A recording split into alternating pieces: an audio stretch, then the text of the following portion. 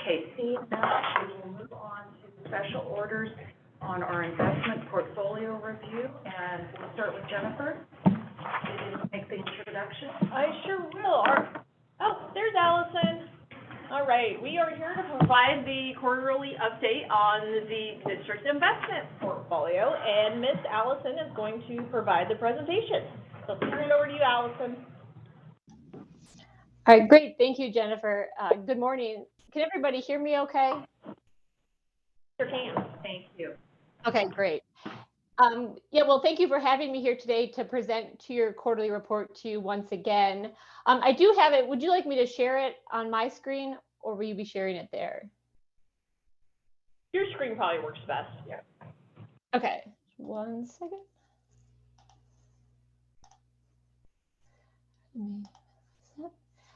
Okay, so here I pulled up the report. So just like last quarter, I will go through a brief economic update to talk about, what happened in the economy, what happened with interest rates, before we then go into Nevada Irrigation District's investment portfolio. So I will move ahead here. Just a page here summarizing, the market themes during the quarter. Some were very similar to last quarter. Some are starting to change.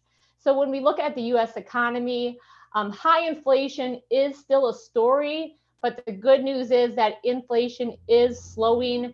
The readings are moving lower. After peaking at above 9% inflation as measured by CPI, Consumer Price Index, in June, inflation has steadily moved lower. At the end of the year, December, inflation was 6.5% year over year increase in prices. So it's a still very high number, well above the Fed's target, which is around 2% inflation, but again, steadily moving lower. And so that was a good thing to see. The labor market on a whole is still pretty strong. We still see many jobs added each month, and we still see a very low unemployment rate. At year end, the unemployment rate was 3.5%, so a very low unemployment rate. The labor market, however, is still very tight, meaning that there are still more jobs available than people looking for work. And so that is something that continues to kind of be an issue that the labor market is dealing with. There does remain expectations for a modest economic downturn. When we look at projections, which we'll talk about later, it is expected that GDP will slow some here in 2023, maybe even be negative for a quarter or two. Some of that is we've seen the consumer start to pull back. Consumer spending numbers for November and December showed that the consumer is starting to slow down spending. And again, we'll talk more about that in a couple of pages. The Federal Reserve continues to remain, front and center as they did for all of 2022, with their Fed rate hikes. The Fed rate hikes began in March of 2022 in an effort to bring down inflation. During the fourth quarter, the Fed raised their target rate once again, bringing that target rate up to 4.25% at the end of the year. A reminder, it started the year at 0% or very close to 0%. The latest Fed projections show that a few more rate hikes in store, possibly that rate getting up to around 5% by the end of this year. The market, on the other hand, does expect more Fed rate hikes, but then they also think the Fed might start cutting rates toward the end of 2023. At these meetings, we talk about the Fed and their rate hikes, usually every meeting, and that's because what the Fed is doing with that Fed funds target rate, while it is an overnight rate, it does impact the interest rates on the securities that we purchased for the district's portfolio. It impacts the market values in the district's portfolio. And so as the Fed has been hiking rates throughout 2022, we saw interest rates move up pretty significantly throughout the course of the year. This last quarter of the year, we actually saw rates kind of stabilize or behave differently. We saw the very short end of the curve, 1 year and under, still move higher in response to Fed rate hikes. But the remainder of the curve, even 2 years and out, really had little movement, either up a little bit, down a little bit. So we did see some volatility calming as we are potentially nearing the end of Fed rate hikes. Moving to the next page, just very briefly here, looking at inflation. I believe we showed this chart last quarter as well, but it's inflation as measured by CPI over the past couple of years. And if we look toward the right-hand side of the chart, we can see how it has trended lower over the last 6 months, down to 6.5% by year end. A big piece of that has been energy prices moving lower, and also the prices of goods moving lower, or I shouldn't say moving lower. Well, energy prices moving lower, goods prices maybe not increasing as much. And some of that has to do with just the supply issues finally working out. You know, we had those issues during the pandemic where we saw container ships sitting off the edge of ports. You know, they couldn't get goods where they needed to be. Much of that has finally been worked out, and so that has helped with the prices of goods. When we look ahead to Bloomberg forecast for the first part of 2023, we can see that they do expect inflation to continue to move lower. It will take a bit of time, and even at year end, or at here showing the third quarter of 2023, it is expected that inflation will still be above the Fed's 2% target. But we do like to see that it does, the expectation is that it will continue to trend lower. Onto the next page now, kind of looking ahead. Allison? Is there, yeah. This is Rich Johansson. When do you want questions or clarifications? Oh, you can go ahead and ask them as I go along. That's fine. I can't see you with my screen sharing, so yeah, just interrupt. Thank you. I got you. I want to let you know how much I appreciate you and your team. I'm really comfortable with you guys handling our financial on this. I just would like to challenge Bloomberg a little bit and their analysis. So let them know that. Thank you.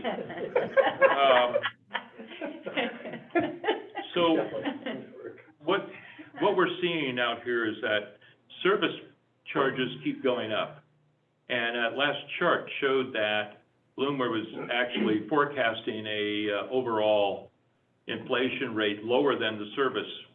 And gas or oil yesterday went up 4%, not on the CPI, but on the wholesale market. And there's a shortage of fuel worldwide. So I challenge their inflation prospect or their diagnosis or their forecast. The second thing is, and borrowing is going up, and food is going up. Things are getting very expensive out here, and we saw in January, just in some markets, in food markets, people not buying. They're just cutting off a certain segment of certain foods. So it's starting to hurt. I think 64% of the people in the United States are not day-to-day, but close. So this economy is really starting to hurt. And the second thing on is continued strong labor market. A lot of people looking for second jobs. So that, it doesn't portend a strong economy as much as they think. And one of the Fed's governors even thinks that interest rates will go to 5.4%, and he recognizes that that's the upward area, but he fully expects it to get up higher than the 5.25. So I just I like you guys bringing this information to us. I just want to caution that I think we have to be prepared for more downside than this kind of rosy upside look, because just not seeing it in the economy. Yeah, I really appreciate your comments. Is there another question? Yeah. Could I ask a quick Yes, question? you bet. Just so I understand this a little better, everything seems to be trending lower except for services. Is there a specific reason why that's lagging? Like, what's the driver there? Yeah, that's a good observation, and similar to what Rick mentioned, services prices are still very, very high. There's a few factors. Early in the pandemic or during, the 1 year essentially where no one was doing anything.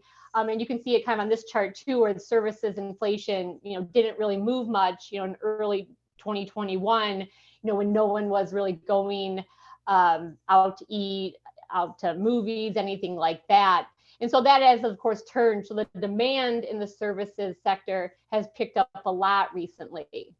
So in order to kind of deal with that demand, we've seen, wage prices have to increase to hire more people. And still a lot of places we still see are, looking to hire more. And so because of that, that increases, when restaurants are paying their staff more, a lot of times that does translate into higher, higher cost for higher food costs and things like that. So that's a big reason that services sector, the inflation there has picked up recently, while other sectors maybe have come down.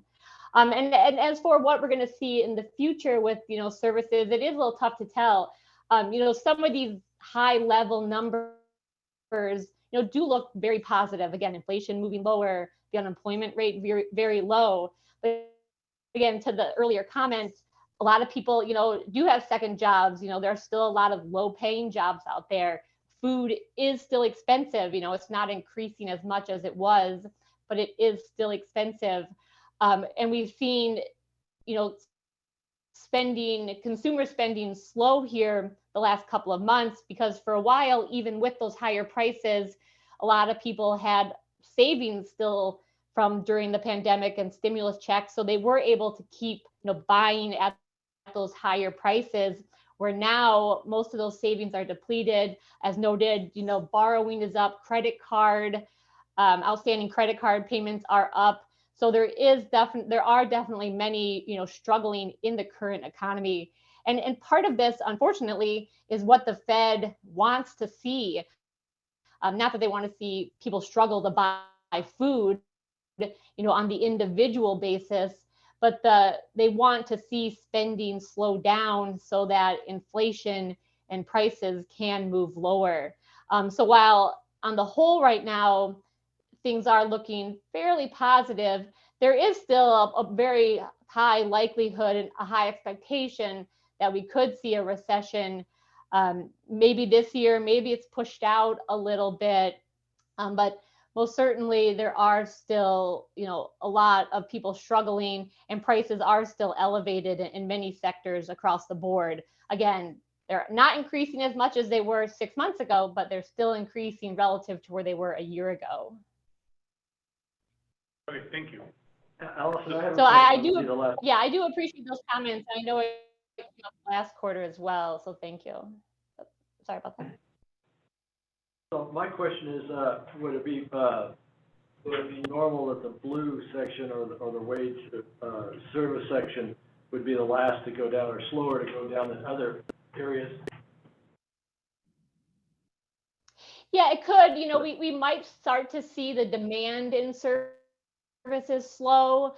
Again, if people start to struggle more with affording food, with affording energy costs, we may start to see the demand in services move lower, which would help push prices there down. And so it's possible, that is kind of, in this case, maybe the last piece to see move lower, as it was, again, the last piece that we saw kind of pick up as far as inflation goes, and people going out and spending in that sector. Yeah, and with the Bloomberg forecast, they are showed on a quarterly basis. So it does look like a pretty big jump down relative to what we see on the colored bars, which are showing monthly changes. And so it is a more gradual slowdown in inflation is expected than might look like on the screen. Also, as Rick's initial comment, these surveys are often wrong. These forecasts from Bloomberg, the economists, they're often wrong, as well as with expectations on what the Fed's going to do. Even the Fed's own expectations are often wrong, and everything is very data dependent. So the possibility that Fed funds rate could get up to around 5.4%, before, they stop hiking interest rates is a possibility, based on the Fed's forecast from their December meeting. Again, there's different people. I think we'll look at it in a couple pages. The consensus, the median forecast was around 5 or 5.25%, but there are others who think we'll have to go higher. And really, it just depends on what continues to happen with inflation.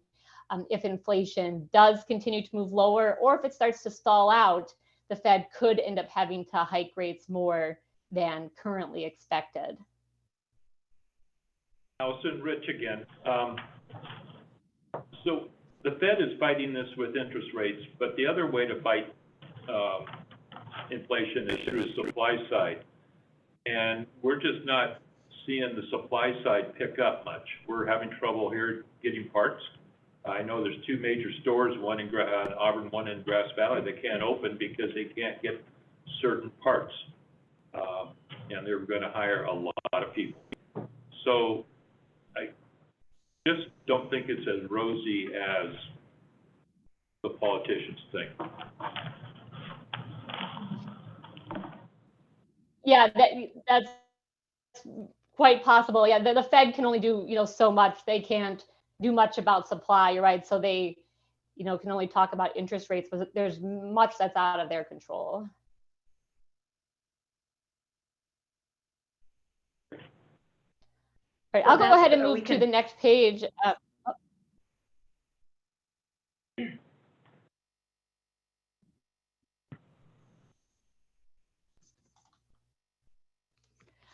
So turning to the next page, and we'll just briefly cover this because we've kind of been talking about it, but the outlook as far as a slowdown, a recession. The left-hand side is something a colleague of mine put together, kind of looking like what's going well in the economy, what's, kind of signaling things aren't so well. So if we start on the right-hand side, the red area, things that signal a recession could be coming. The inverted yield curve, where short-term rates are higher than long-term rates, has historically preceded a recession. We've had an inverted yield curve for quite some time now, with the Fed hiking interest rates. The housing market has slowed considerably throughout the year, mainly driven by higher interest rates, also higher costs for items that go into home building. But so the housing market has slowed. Inflation is still quite high. Prices are quite high. The Fed rate hike cycle. So the Fed is hiking interest rates, trying to slow down the economy. There's always the risk of a recession when the Fed is doing that. We've seen a slowdown in manufacturing recently toward the end of the year. We did see a more positive reading. The latest reading was more positive, but overall, we have seen manufacturing slow a bit. The consumer and retail sales, kind of right in the middle area, they could actually probably be now scooted over to the right, more toward the yellow area. As again, we did see retail sales slow at the end of the year. We've seen the consumer, as we talked about, using credit cards more, spending slowing down. So there is a lot that implies that growth is going to slow. The labor market we do have in that green area, mainly just because that unemployment rate is so very low. But again, as was talked about, what that unemployment rate doesn't necessarily tell us is, what wages are, how many jobs people have. And so again, a very low unemployment rate, but still not necessarily an ideal labor market. The right-hand side are GDP forecasts, economist forecasts for GDP based on for the quarter for the next couple of years. Fourth quarter GDP recently came out. Here the forecast was 1.1%. It came out at actually close to 3%. So the last 2 quarters of 2022, we saw very strong GDP growth. That did follow 2 quarters of negative GDP for the first 2 quarters of 2022. And then looking at 2023, you can see that economists do expect pretty low growth, or actually a contraction there in the middle of the year. So a slowdown is expected, but again, a quick recovery throughout the remainder of 2023 and into 2024, but still fairly low levels of growth expected at this time for many of the reasons that we just talked about. Now turning to Is the- interest rates by showing, oh, yeah. Is the GDP, is it adjusted for inflation? Oops. No, it's not. Wow. Yeah, and in like retail sales, when you look at retail sales, it also is not adjusted for inflation. So, you know, spending more money on the same thing doesn't necessarily mean, you know, excuse me, that things are going well. So, yeah, that's always something to keep in mind. What's the repercussion of that when you're not adjusting for inflation? You're selling less units at a higher price, but it's a little sluggish. I mean, less people can afford the higher price.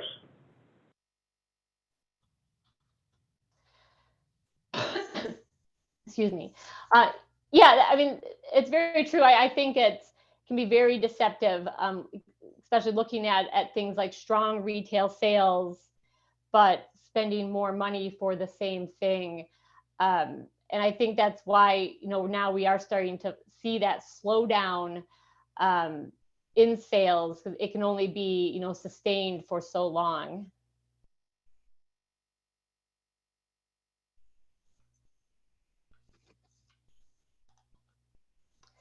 So turning to interest rates, yeah, looking at the U.S. Treasury yield curve. So on the right-hand side, we're showing the curve from 3 months out to 30 years, so the full curve. In the portfolio, we buy or hold securities with maturities of 5 years and under, so the very left-hand side of that chart. And when we're showing you a year ago, December 31st, 2021, in that dotted line, and then the light blue line, the start of the most recent quarter, and the dark blue line, the end of the most recent quarter. So looking at the quarter over quarter change in interest rates, we see that those very short-term rates, so 1 year and under, moved up a fair amount during the quarter. You can see the amount there in the table. And again, that was in response to the Fed hiking interest rates during the quarter. The intermediate and longer term areas of the yield curve really had little movement. That intermediate area, 3, 4, 5, actually trended a bit lower during the quarter. And that more reflects expectation that we could start to see rates move a little bit lower in the next couple of years. Even the Fed's expectations as of December were that they may start cutting rates next year. So it would imply rates would slightly move lower. And again, the longer end, more impacted by long-term growth and long-term inflation expectations. So up a bit, but really the curve held pretty steady during the quarter. And if you look at that dotted line, you can see that's a big change from what we saw for most of the year. A huge increase in interest rates during the year up until September 30th. And now kind of we're starting to see rates level off. This is that Fed expectations that I mentioned earlier. So the Fed, members of the Federal Open Market Committee released this dot plot, as it's called, 4 times a year. And it shows where they, the members of the Fed, the Open Market Committee that sets the Fed funds target rate, think the rate should be at calendar year end. So if we look at 2023, the majority of those who voted thought the rate should be in a range of 5% to 5.25%. As a reminder, at year end, that rate was at around 4.25%. So implying about another percent increase in interest rates during 2023. There were some members, as mentioned earlier, who think the rate will need to go higher this year in order to continue to bring inflation lower.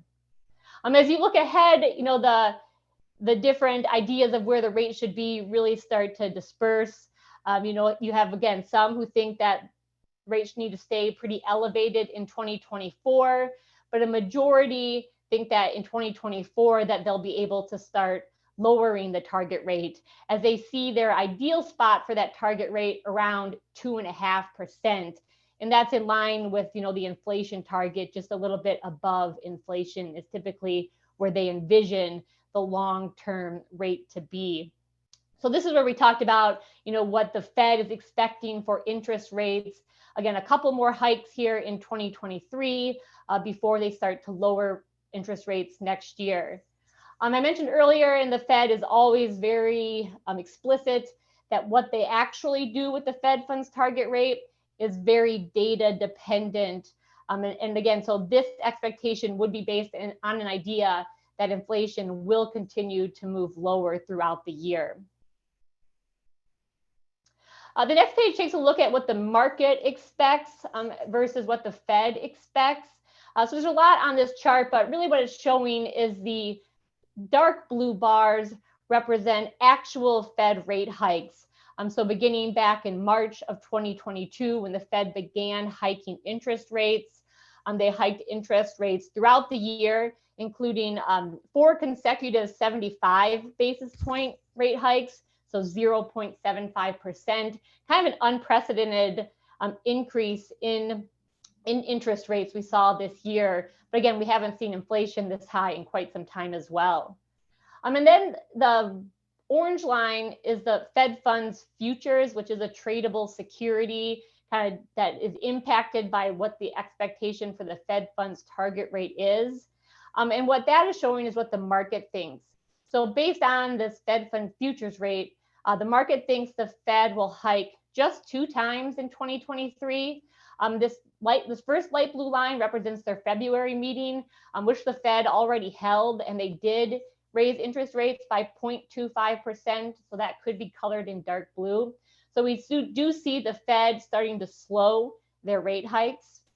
But then we show that the market expects the Fed again to cut rates toward the end of the year. But regardless, if the Fed hikes rates 2 times or 3 times this year, it is likely that we will see interest rates at these higher levels throughout the remainder of 2023 and into 2024. And so that will be very good news for the district's portfolio as we continue to buy securities as securities mature. I think so. That's the last page of the economic update. And I'll go ahead and move into the portfolio summary. So the first page here, a consolidated summary. And in this case, as we talked about last time, there's essentially 2 buckets of money here. A majority is around 88 million is invested in a 1 to 5 year strategy managed by PFM. And then there's about 1 million in bank CDs, about 1% of the portfolio in bank CDs. And PFM is not managing them, but we are reporting on them so that you have the consolidated reporting. And as those securities mature over the next several years, the funds would move into the managed portfolio. The portfolio securities are majority federal agencies, most of which are callable federal agencies. They mature over the next 2 to 4 years. It's highly likely they will not get called because their interest rates are much lower than current interest rates. And so they make up a bulk of the portfolio. And then there's around 9% in commercial paper and 3% in corporate notes. And so you can see the maturity distribution here really reflects that. Again, those callable federal agencies, most with final maturities of 2 to 4 years. So that makes up a majority of the portfolio. The next page lists all the issuers in the portfolio. Not a big change from last quarter. You can see the federal agencies, and then once you move beyond the federal agencies, relatively small allocations to the other sectors. Looking at corporate notes and commercial paper, we do think maintaining those small allocations, utilizing many high quality issuers does increase the overall safety of the portfolio. So now just a few pages, just looking at that piece that's managed by PFM, again, which is a bulk of the money, $88 million under management. We show here some of the statistics on the portfolio. So we show the effective duration, which is similar to average maturity. However, in this case, it assumes that the callable securities will get called on their next call date. So if we look at this duration distribution, when we think about the maturity distribution that we saw, it shows a lot in that 0 to 1 year area duration wise. However, as I mentioned, most of those will go till the maturity, and so I actually have 2 to 4 year maturities. The average maturity of the portfolio is around 2.6 years. The portfolio has an earnings rate of 1.04%. This will slowly trend higher as securities mature and we reinvest into the higher interest rate environment. It's a very high credit quality portfolio. Of course, the federal agencies are rated AA+ by S&P, and then the credit instruments are all very highly rated. The issuer here looks very similar to the other issuer page. It just doesn't have the certificates of deposit on it. This page here shows the activity in the portfolio. So right now, since we've taken over management of the portfolio, we have not been selling securities. There will come a time when we will sell securities prior to maturity, to take advantage of value in the market. But given the portfolio right now, given the current rate environment, really everything you're selling would be at fairly large realized losses. And so we aren't selling at this time. There may come a time in the future when we will, and we will talk about that when it happens. So for the quarter, the trade activity or the portfolio activity was a maturity of a commercial paper security, and we used the proceeds to purchase a 3-month commercial paper, which was yielding 4.38%. So a very high yield to add to the portfolio. The maturing security had a value of $2.6 million. The security we purchased cost $2.59 million. And so that net activity is just a difference. So that $1,400 was not a loss. It was just money essentially that remains in the money market fund. We didn't spend all of the maturing proceeds on the new purchase. This is the first quarter where we're showing you this page. We have begun calculating performance on the portfolio. In this case, it's total return performance is how we'll be measuring it. So if we look at that, so for the 3 months, for the quarter, so total return performance includes your interest earned during that period, which will always be positive. But then it includes your change in market value. And that is an unrealized gain or loss number. And it's really just impacted by the movement of interest rates. So for this quarter, your change in market value was a positive $247,000. So that's unrealized gains in the portfolio for a total dollar return of $427,000. And that equates to a return of 0.49% for the quarter. We then show the benchmark return. The benchmark on this portfolio, which was established at the onset, is the 1 to 5 year US Treasury Index. And you can see that return was 0.95%. So the benchmark did outperform the portfolio during the quarter. And much of that is because the portfolio is still fairly misaligned from the benchmark in terms of maturity, structure. And just, again, a big reason is that we don't want to do a lot of selling right now to better align the portfolio. Instead, we're going to kind of over time allow it to become better aligned instead of, again, realizing a lot of losses just to align it with the benchmark. So we think it'll be better off in the long run, kind of more slowly do that. So there may be some quarters here where we do see this underperformance, but eventually over the course of the next year, we would expect the portfolio to, start outperforming the benchmark. We then always show you the fee, that's PFM's fee, which on a quarterly basis is 0.02%, and then your return net of our fee. And then over time, of course, this chart will fill in so that we have the historical data as well. The remainder of the report, yes. We have a couple of questions, starting with Director Heck. Hi, Allison, thank you.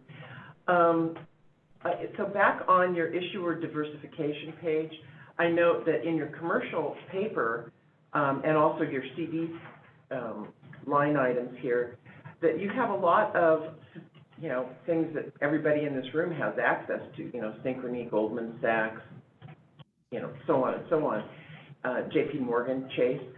And so I'm scratching my head a little bit because maybe there is some prohibition against doing what I'm about to ask. So as an individual investor, I wanted to take advantage of, you know, all these higher rates, right?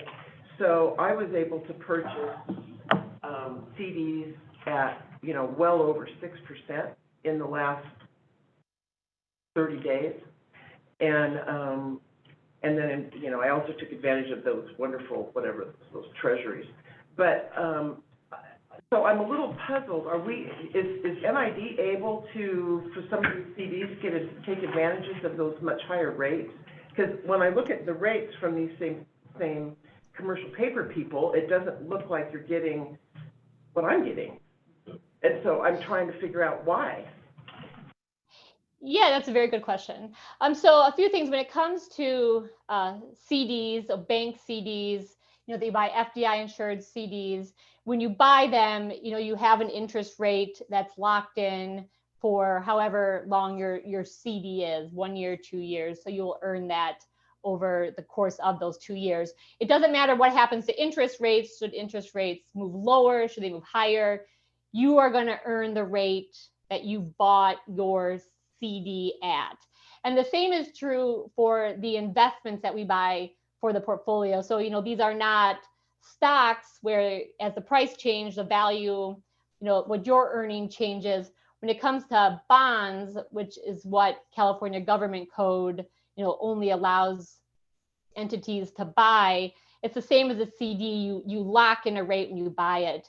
So I noted earlier, you know, we purchased a commercial paper during this most recent quarter, and that commercial paper had a yield of 4.38%.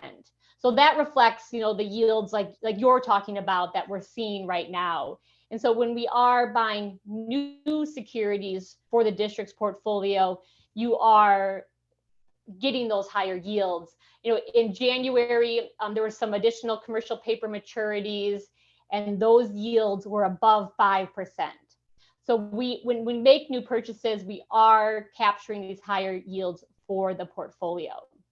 So the other way you can capture higher yields would be to sell some of these securities before maturity. You know, some of the federal agencies, probably many of the federal agencies are yielding less than 1%, you know, because they were purchased a couple years ago when interest rates were less than 1%.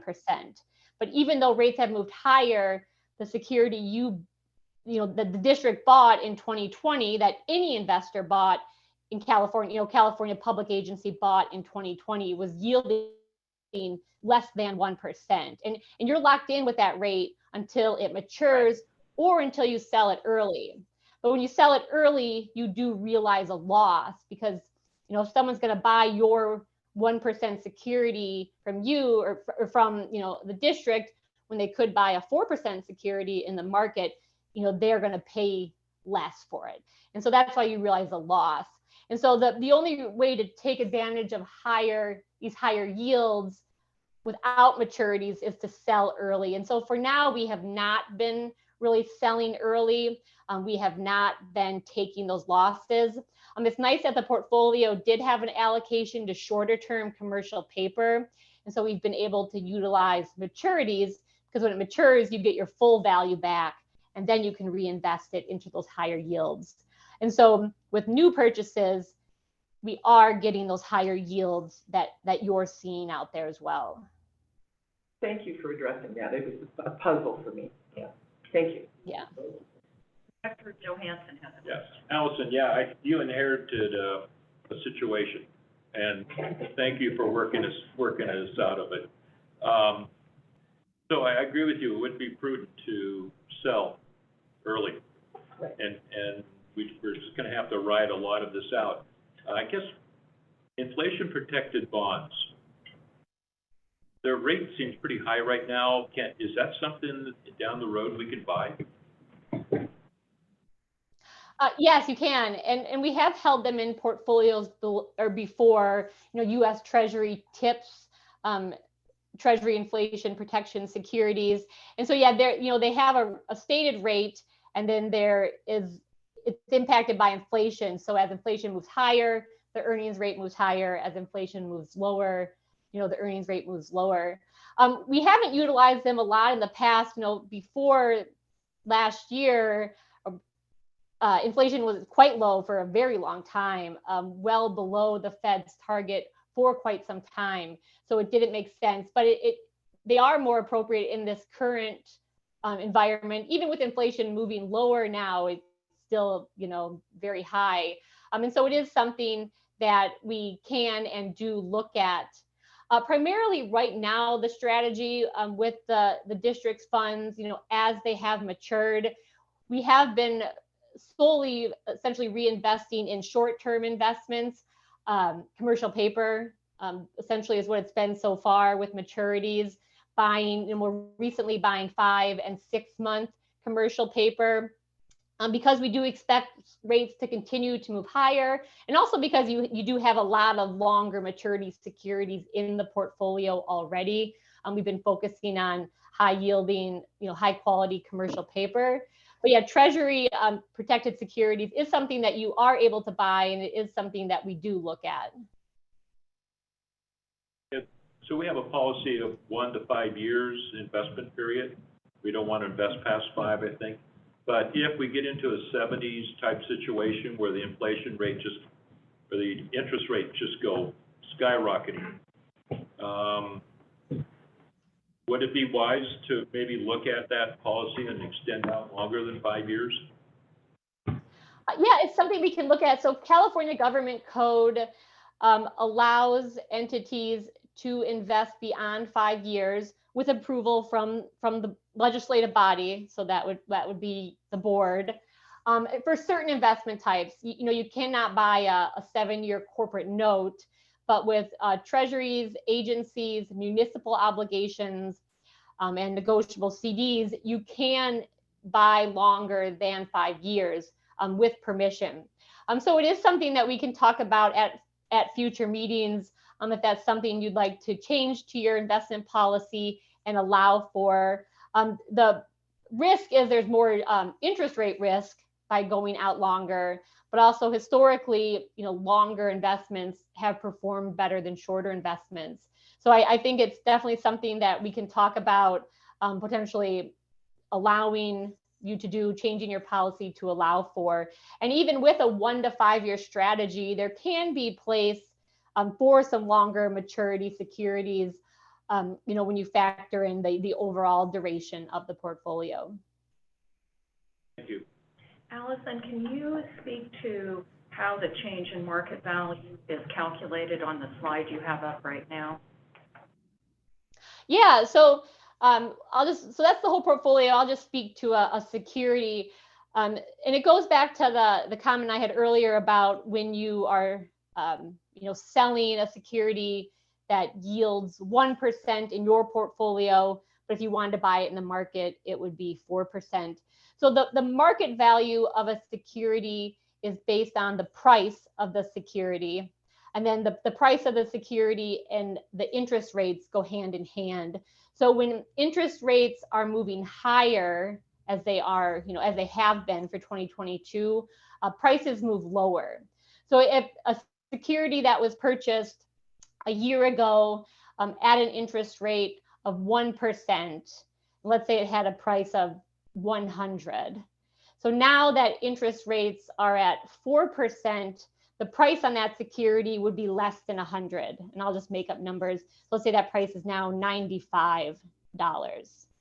And so that would be that price of the security times the par value equals your market value. And so when the price moves lower, the market value of a security moves lower. And the market value is essentially what you could get if you sold it.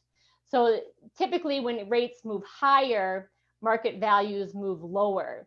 So again, because if you want to sell a security with a yield that's lower than current market yields, you have to cut the price in order to sell it.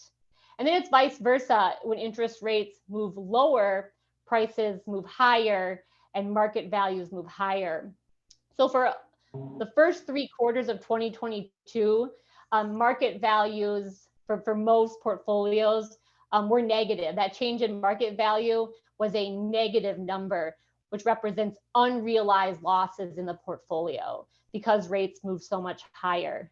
This last quarter, because rates kind of stabilized, actually moved a bit lower in that middle area, we saw positive market values.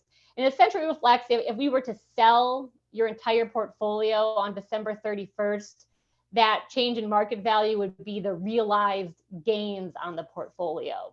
So you would get a bit more than you paid for it. So it's a function of interest rates and security prices relative to what you paid for the security. Allison, and to that point, your 3 placements for us totaling $7.8 million is now worth about that. I mean, it's worth a little more because interest rates have gone down a little. Yeah, that's right. Yeah.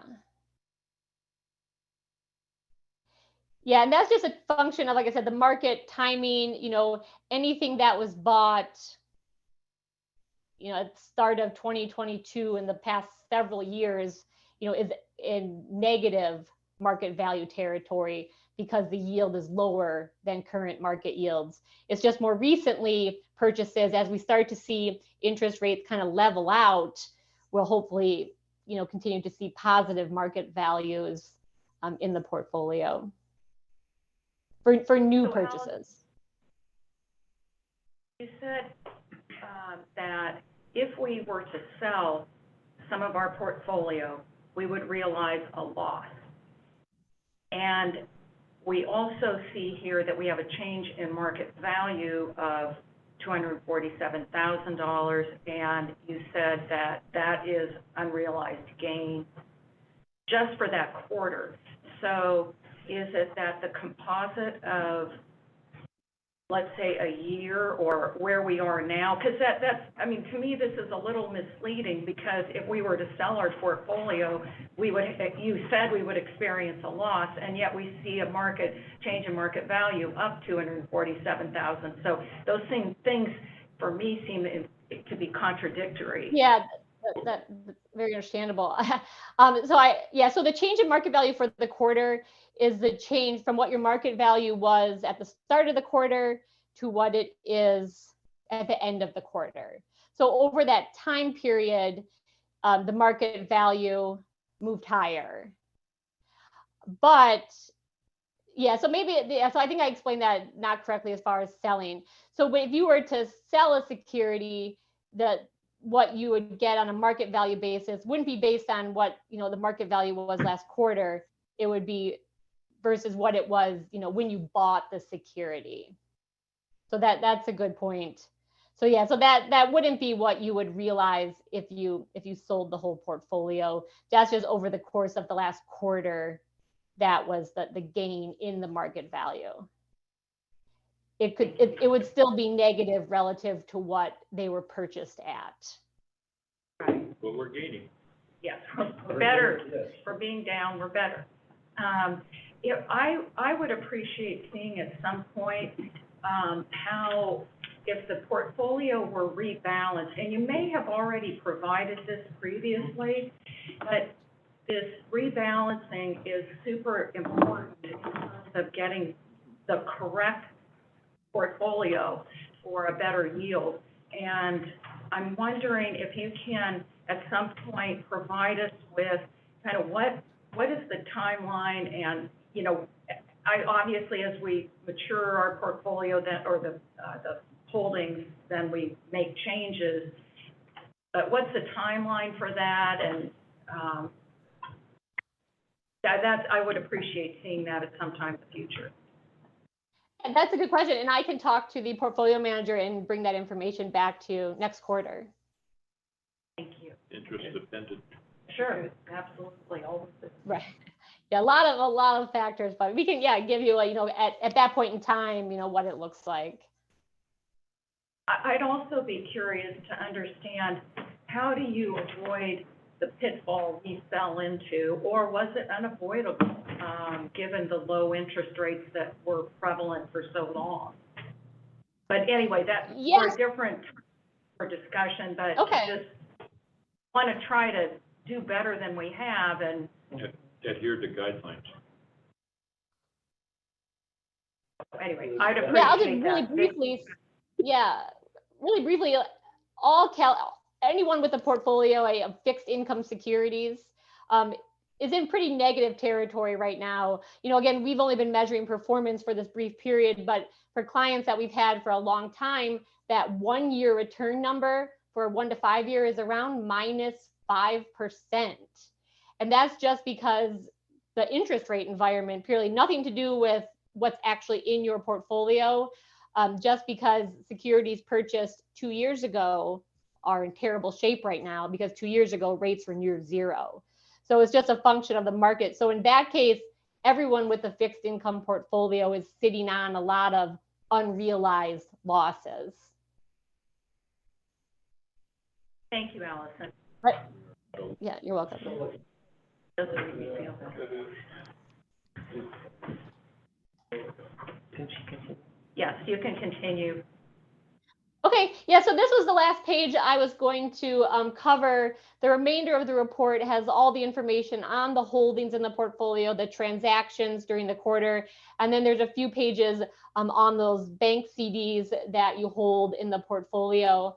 And then just very quickly, looking ahead, we kind of talked a lot about the future already, but in terms of interest rates, we do expect interest rates, again, based on the information we have right now, to hold fairly steady throughout this year, maybe trend a little bit lower, assuming inflation also continues to trend lower. But that will be good for the portfolio. The longer rates stay elevated, the more time that we have to continue adding these high yielding securities to the portfolio. And when I come back next quarter, I'll have talked to the portfolio manager about, if there's an expectation that rates are going to start falling, does it make sense to maybe sell some at losses to buy into 4% securities before they fall? So I'll bring back information on, if we do see a kind of a change in strategy here over the next couple of quarters. But otherwise, just continuing to put safety first as we try to kind of increase the yield and also kind of better structure the portfolio. Thank you, Allison. I'll stop there. I appreciate all the questions and comments. Nice report. Yes, thank you so much, and have a great day. All right, thank you.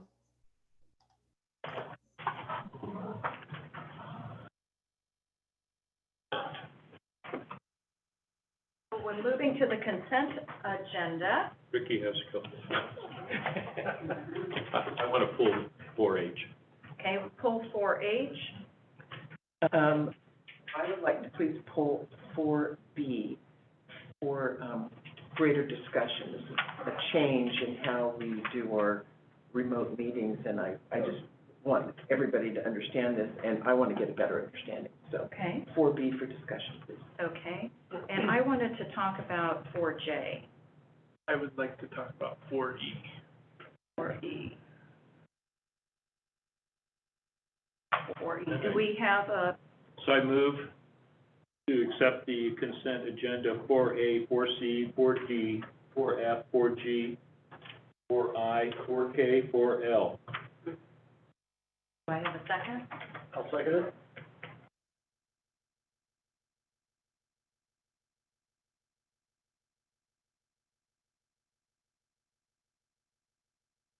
Public comment on the consent agenda of that brief, the motion? Thank you.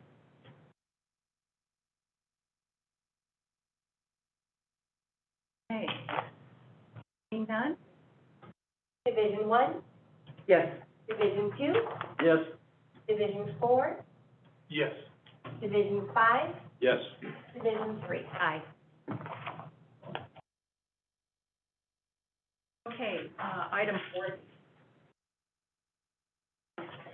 I'm guessing Dustin will lead us on here. Sure, so, The law changed, right, or will changing soon? we can, provide the board a copy of my office letter on this topic, if you like, but, It's in the packet. It's in the packet. oh, is it? Oh, good. So, in short, we're going back to, pre-COVID rules. There has been a minor change in the law, but, for purposes of, meetings after February 28th, it will require, in general, in-person attendance from the board. We can still continue our hybrid meeting, platform for the public, if that's the board's desire. But for board members, with a couple limited exceptions, you need to be present. Those two exceptions, one is the historical, it's very cumbersome, but you, basically agendize, let's pick on Jennifer, she's going on vacation. Let's say you're in Southern California at Disneyland. You have to post an agenda at your location. Pirates of the Caribbean. Your hotel room or whatever it is. And that location has to be open to the public. So it's very kind of odd. ADA, right? Yeah, a lot of requirements attached to that. So, as you might imagine, that is very infrequently used.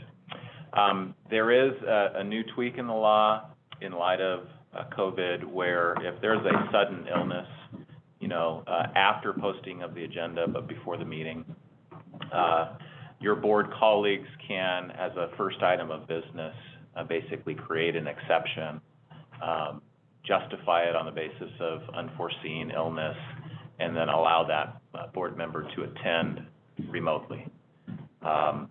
So, does that answer your question? It does, thank you. So in the case of Jennifer being on vacation in Disneyland. Disneyland, and she's going to attend the meeting, she would post the agenda on her door At the Matterhorn. at the Matterhorn. And then zoom in. Yes. Every Mickey Mouse would come around. Public comment. Okay, thank So you for that's that for- clarification. That's for an individual board member. It's verbal. That's how you would handle that if you were away and wanted. Okay. Yes.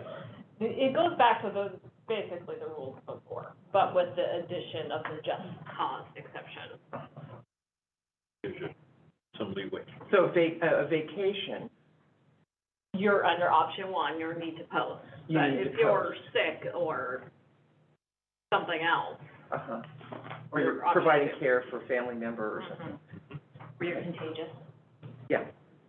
Contagious illness. Just make Ruben be there. So you have to post on your door at the vacation. How does the public know? That's right. Well, because you have to say in the agenda, right? Yeah, it's on the agenda. Agendas one. Yeah, that's That's how what the happens. rules used to be. And this is why most board members prefer to just skip the meeting as Yes. opposed to posting on their hotel door.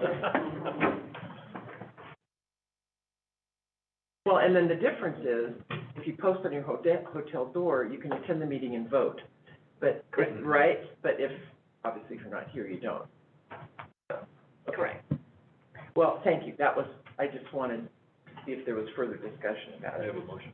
Got a lot of discussion at the county when I did my ethics and Brown Act. So, with that, I would move to accept, Could I ask one question? yeah. So as part of this, are we continuing the hybrid for the public? To just kind of go in perpetuity? I mean, it's up to the board. I do think it's a nice opportunity. Yeah, I agree. I agree. And our boardroom's kind of small, so I think it works very well with our situation and Yeah. provides more options for participating. So do we need board action to continue the hybrid? No, we don't. We can just do that as a matter of course. Excellent. Well, with that, then I would move to approve, item 4B. Second. Any public comment? Seeing none, vote. Division 1, Yes. Division 2, Yes. Division 4, Yes. Division 5, Yes. Division 3. Aye. Okay, item 4E. Yes, the reason I pulled this is I just wanted to understand, we had a quick talk about this, and it sounds like a pretty important resource for us, which was great to hear. Is there some background on why this is a contractor position and not a full-time FTE? It's remote. Not mobile. And that's a requirement for, but I know we have some open IT recs here. Yeah, we've been having some difficulties with recruiting for those open IT positions. Yeah. This gentleman, Mr. Ryan, has been on board underneath a contract for, what, 18 months? Yeah, 18 months since I've been here, and he's become integral to our completion of our upgrade from intimation to the Central Square upgrade, as well as he's assisting us with the future Tyler upgrade. At this point, you know, once we're able to fill the vacant position, I mean, it may be a potential to no longer use him, but we still require his services in the. I guess what I was asking is, do you have a desire to have him as an FTE? He does not have a desire to. Oh, okay, that's what I wanted to, yeah, contractor-wise, sure. There is, though, a desire for this position to be an FTE Eventually, Yeah. okay. We have a number of applications that we're managing, and so having this skill set in-house to help broaden the bench of our IT staffing is critical. And so this position is a bridge to that moment. Okay. Okay, that was all I had. Now, we're currently needing network administration and kind of this application support, and that's the support that Mr. Ryan provides. The open position we have is for that network administration. And so we're actively advertising for that position even while Mr. Ryan is. So they're basically two different services. Understood. Yeah. Yes, we are advertising, but it has been a challenging recruitment. How many hours a week does he put in? It depends on what's going on. Yeah, it depends. Up to 40. Right now, it's, yeah. As needed. Yeah, it's a much needed. No, I mean, yeah, we need him, he's there. Correct. Yeah. Yes, he spends most of his time right now on the Central Square upgrade, which will be going live on February 21st. Yeah. Wow. Thanks. All right, with that, I move to approve, item 4E. Okay, I'll second. Any public comments? Seeing none, we'll vote. Division 1, Yes? Division 2, Yes. Division 4, Yes. Division 5, Yes. Division 3. Aye. So 4H, I pulled it because there's a typo. I didn't want to make a motion authorizing $227,890 when the bid was $127,890. Good catch.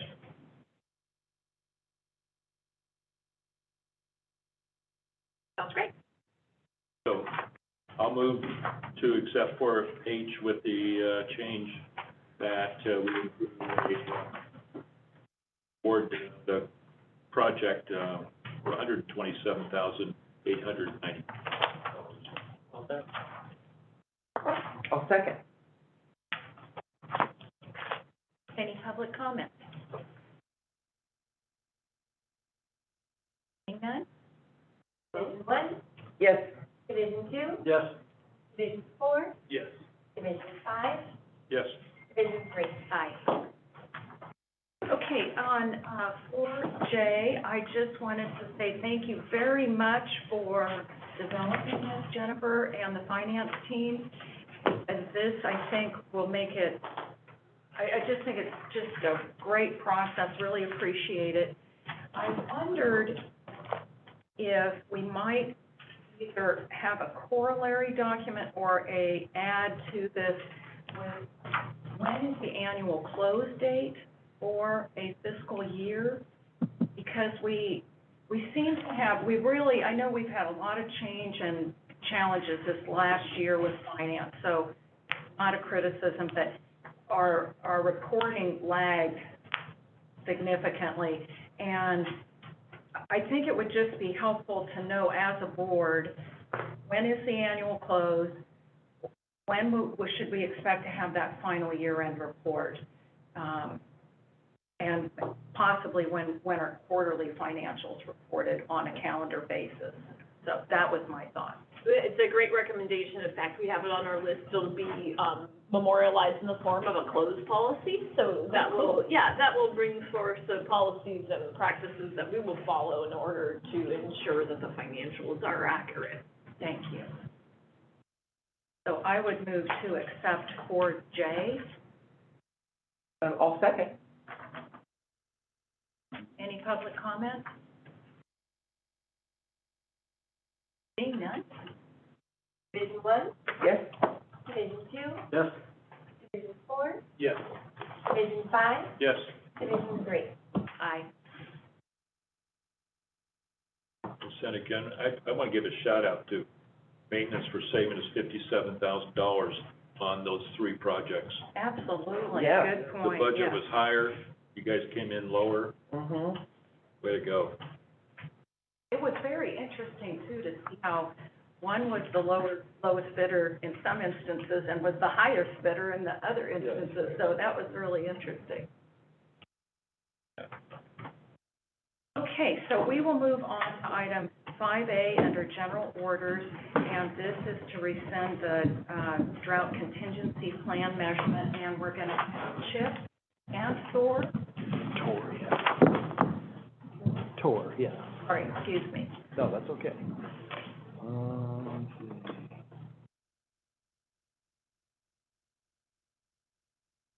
Mike, Joe. I just appeared and then disappeared. That was good.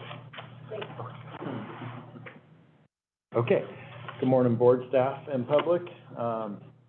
Today, as you mentioned, we're here to adopt Resolution 2023-11, which essentially rescinds the drought declaration measure we did last year and makes a declaration of surplus water availability. Before we get into the details, though, I do have a PowerPoint, and I'd like to walk you through our current water supply availability.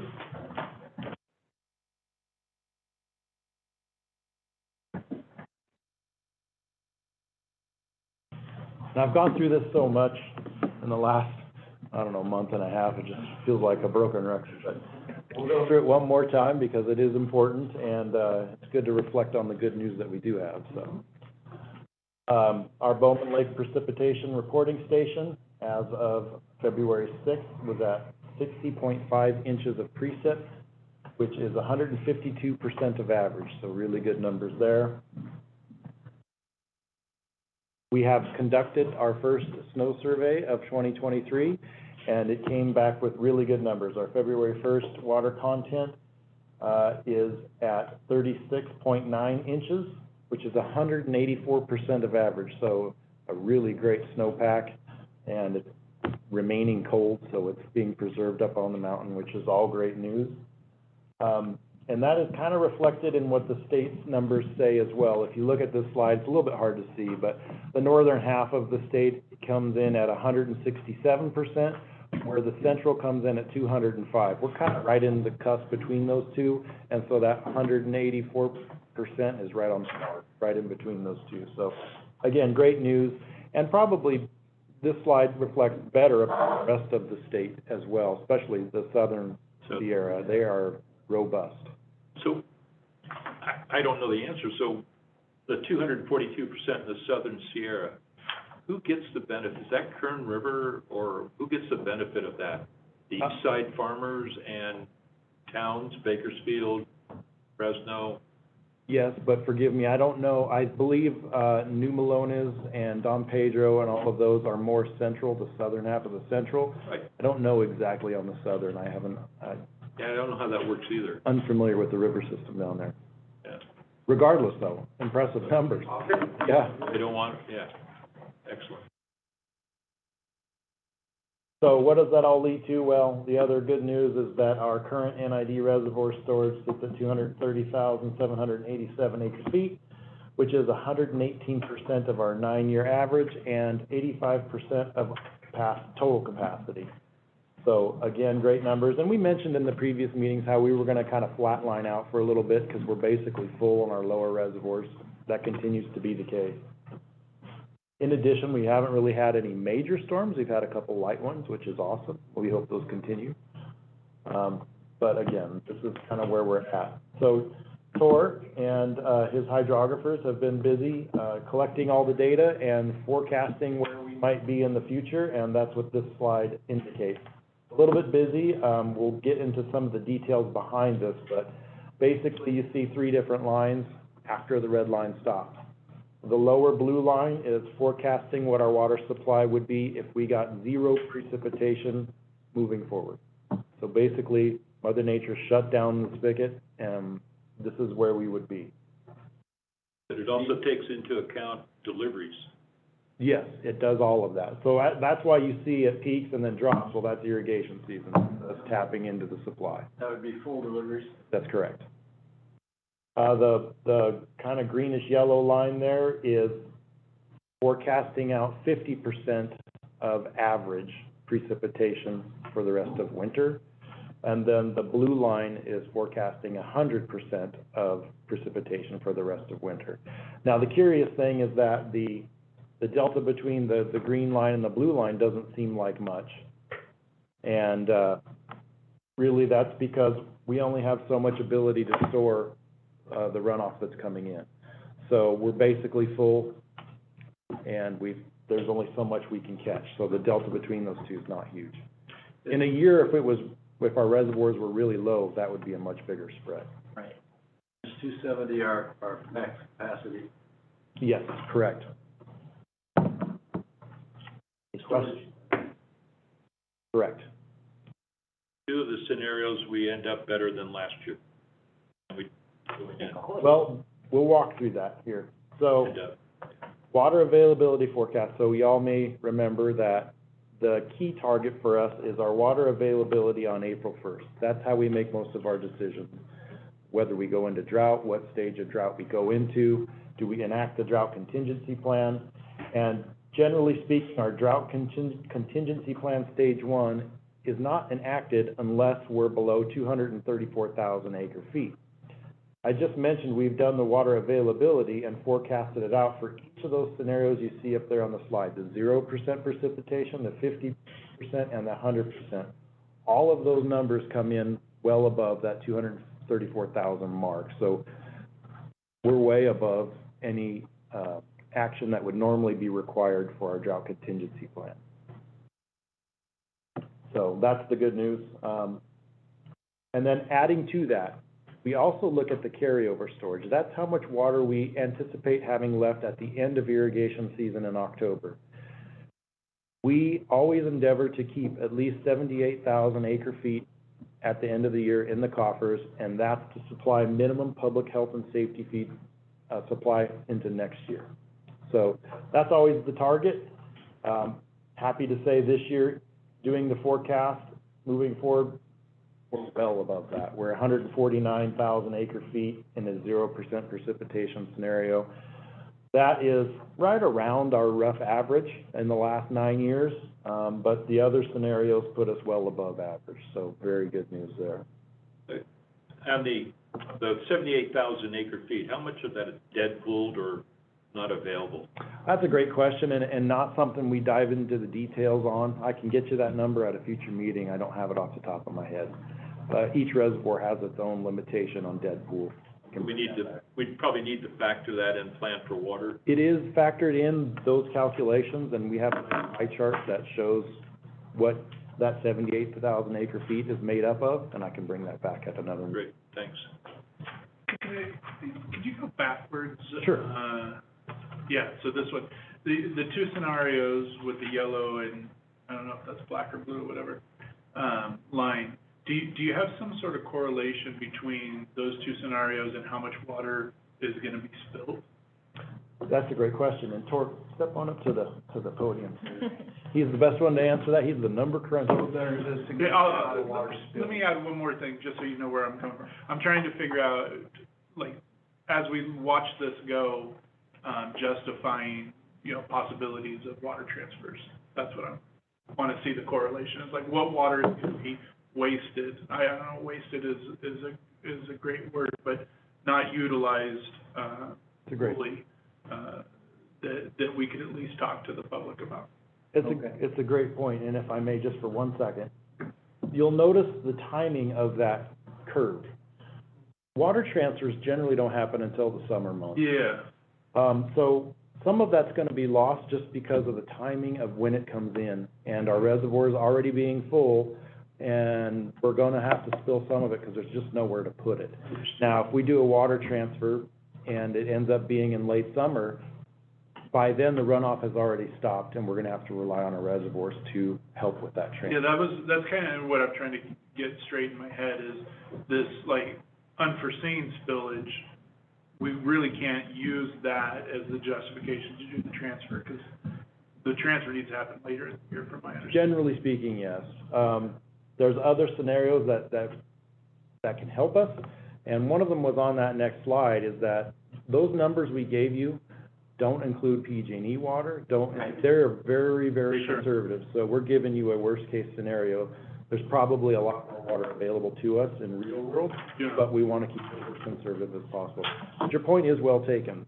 There is going to be some spilling, there's just nowhere to put the water, Yeah. and the timing for a water transfer will be later in the season that we can't capitalize on that water spilling. Okay, well, if we can think about this, anything that you could show us on what you get for free around a water transfer? You know, what water may be spilling later, or other access that we have to water that isn't fully utilized, that helps offset the concerns, you know, with the public of, hey, they're selling water down to, you know, Southern California or something. And we need that water here. I wanna be able to show, no, we actually aren't gonna be able to use that water here, so let's at least talk about offsetting cost. Gotcha. So one of the other things that we're starting to discuss, and this is kind of off topic, but we're in discussions about a VA transfer. And some of those flows are very early in the year and very early in the season, so the district will get credit for participating in a VA at an early time in the year when we generally would be spilling anyway. So we're trying to look at capitalizing upon that. Good. Yeah, those things are easier to justify. Yeah. Or more palatable, I guess, to the public. So, I don't know if you wanted to add something, sorry. The differences are really, the timing of the runoff. We're gonna lose a lot of water in April, in May, and then in the weather forecast, you have some spillage that we just can't capture and utilize in June. And so the differences really are the drawdown period, when runoff is happening. Forecasts right now are favorable for cooler temperatures through the spring, so good, situation for a snowpack, but those two differences are purely the amount of snowpack and runoff expected in the timing. There will be a significant amount of water spill between April and May. Okay. Well, the chart is still really prudent, because you can see in those two scenarios, we're well above the average, you know, even in those months. So, this is very helpful. I have a question. So I did note in one of these slides about PG&E water, and are we in line, have we like filled out some form or whatever so that we can make certain that we get that water at some point? Because I could see where it would be helpful to us in the later season. Yeah, so per our coordinated operating agreement, we are always first on the list to get whatever water availability they have. And they have up to 10,000 acre feet? It's variable, and they make that determination a little bit later in the year, every year. I would anticipate this year it's gonna be fairly substantial, Yeah. probably more than we have in our budget to buy. But given the great supply we do have, I doubt we'll need to purchase a bunch, if any. But then there's the issue of if this board were to, agree to do some sort of water transfers, then PG&E water could backstop or backfill, no? So, but basically, the PG&E water is available to us for our own use. For our own use, okay. Well, that's what I'm so like, this is for another time. Oh, never mind. We're planning on workshopping the water transfer Good. issue, so I think that based on the feedback we've received today, we'll try to address a lot of questions. Right. But Chip is correct, we are not legally allowed to sell PG&E water. Right. Good to know. I wasn't suggesting that we sell PG&E water, I'm just thinking that We sell a block of Yeah. water that's NIDs, and PG&E's water comes in, and we get to use that. That's more of Yeah. what I was thinking. Gotcha. Thank you. Welcome. Okay, so we mentioned surplus water. So per district rules and regulation, as well as California Water Code, the district must make a declaration of surplus water availability in order to be able to sell water outside our boundaries. We do have a handful of customers that are long-term customers that we sell to that are outside our district boundaries. One of the ones you've heard about in the past is the City of Grass Valley, City of Nevada City. They're a public health and safety entity. We're gonna sell them water anyway. But we do have 5 or 6 irrigation water customers that are actually outside our boundary, exterior boundary. And they depend on this surplus water declaration to get their water every year. So that's why this is important to us. In addition, the district is, as we mentioned, exploring potential for a water transfer, and we would need to make that surplus declaration to be able to perform a water transfer.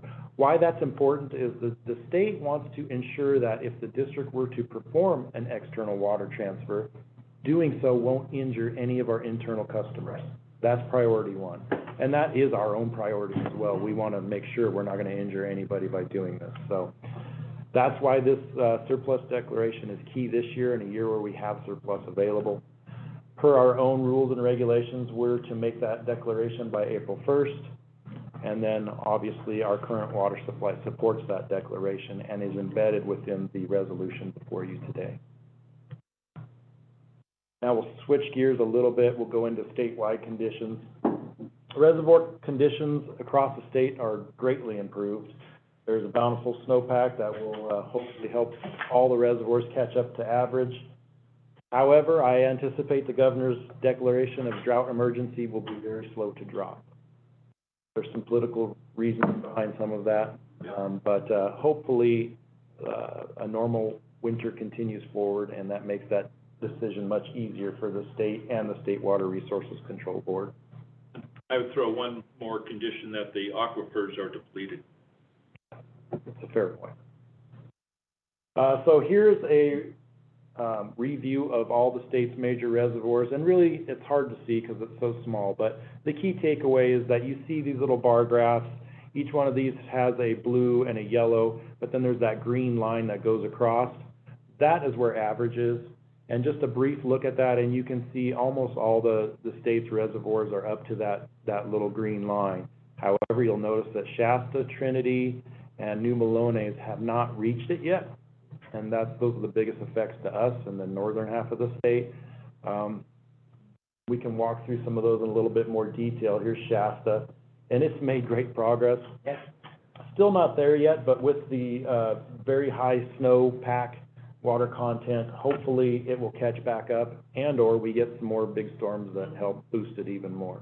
So, again, I've never been able to figure this one out.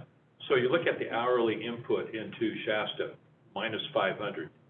Next one is 10,000 acre feet. It just, there's no consistency to storms, or are they releasing water somewhere into it? No, that's Mother Nature coming in. And you've got to keep in mind that a lot of it's the upper elevations freezing, thawing, and there's a diurnal effect to the inflow. Wouldn't expect it to be that drastic, but Oh, it's amazing. And then sometimes they don't, 25 CFS output, then next hour's at 11,000. And that could be just hydro. Are you talking about output or input? Yeah, both. Okay. Output It's is just- definitely managed and controlled. Right. Yes, And it's probably hydro demand. all of the above. Got Keswick Reservoir below. Keswick is below Shasta. Right. So they're managing for power. Keswick, though, stores it and then releases. Okay, moving on to Trinity. This is probably the worst performing reservoir in the state's portfolio at this point in time, but we've already talked about how it's really a snow-driven reservoir. We expect it to rebound substantially when the snow melt occurs, but looking at it, it looks drastic. The rest of these are really in great shape. Oroville continues to outperform average. Folsom Lake, same thing, still managing for flood control. And New Bullard, same thing. You can see they're just walking along that flood control plane. The U.S. California Drought Monitor, this was January 17th, but the latest version from February 2nd continues to improve. That's great news. The U.S. seasonal drought outlook. Last time I brought this forward, I think it was still in the that kind of tan color, which is drought remains but improves. Our area now is highlighted in green, which actually says drought removal is likely. So that's also good news. The one part of this that's a little strange to me, though, is they've actually colored Southern California brown in that drought persists. I do believe that is due to the influence of the Colorado River and how bad that side of the system is. And the fact they didn't ship any water during the 9 atmospheric rivers. Yeah. Nowhere to store it. They didn't. Okay, seasonal temperature outlook is, for our area, remains below average, which is great, help preserve that snowpack. And then the precipitation outlook is 50-50. I will say that the next 2 weeks, actually the next 10-day forecast looks moderately dry, lighter than average, but going out a little further than that, the last GFS model I looked at looks pretty wet again for the end of February. I don't know, that's out there a ways. I'd like to think so, but we'll have to wait and see. You know, Chip, one of the last times we went over this, you mentioned something about the outlook for a Pineapple Express, that there was some fear about that. Yeah. Did that it never materialized, or is it still just maybe out there? No, it never came to fruition. Oh, good. And, you know, that's the tricky thing with weather, that Sure. they don't have it down to a complete science yet. So, but again, and that's the model I'm talking about. I just looked it up before we came into this meeting. It shows a little storm system coming through, the 16th, I think. After that, it looks wet again. But as those days get closer, those models change. Sure. And inevitably, they seem to get drier the closer it comes, but we'll see. So staff's recommendations is that we rescind Resolution 2022-29, which was the declaration of drought. Adopt Resolution 2023-11, which will return the district to normal operations for the 2023 calendar year and irrigation season. It will also declare surplus water availability, and within that resolution, we continue to encourage conservation, and we will implement any directives that the state puts forth that are mandates for additional conservation. Rich? I'm going to move to adopt the resolution. I move to adopt resolution number 2023-11, rescinding resolution 2022-29, enacting the drought contingency plan stage 2 measures, and make a declaration of surplus water availability for 2023. I'll second that motion. Public comment?